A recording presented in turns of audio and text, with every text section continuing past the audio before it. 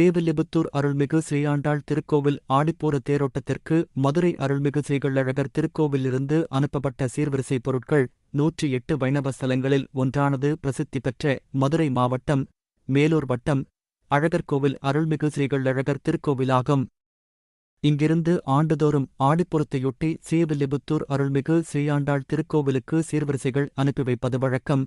அதன்படி கள்ளழகர் கோவிலிலிருந்து பட்டு வஸ்திரம், பழங்கள், பூமாலைகள், பூஜை பொருட்கள் உள்ளிட்ட கோவில் பிரசாதங்கள் மற்றும் சீர்வரிசை பொருட்கள் மேளதாளம் முழங்க தீவட்டி பரிவாரங்களுடன் கோவில் சுந்தரவல்லி யானை முன்னே செல்ல வேனில் ஏற்றி ஸ்ரீவில்லிபுத்தூர் கோவிலுக்கு அனுப்பி வைக்கப்பட்டது.